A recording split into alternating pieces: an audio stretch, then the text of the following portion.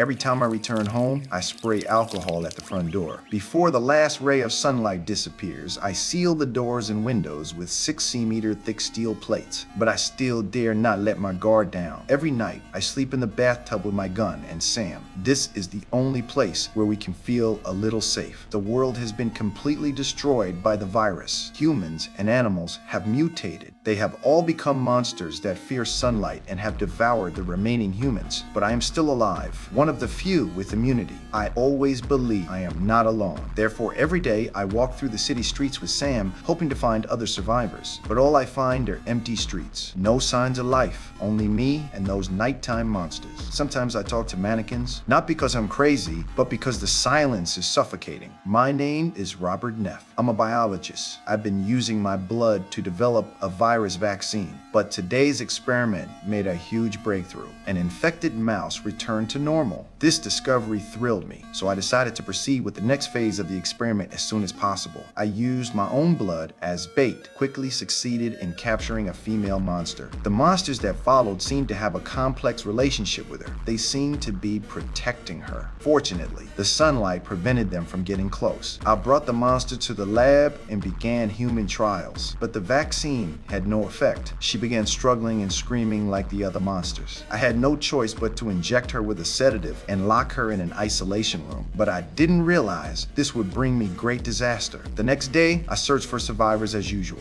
but I saw a strange scene. The mannequins in the store were standing in the middle of the street. I panicked because this was impossible. I instinctively pulled the trigger. The mannequins immediately fell to the ground, but it was too late because it was a trap.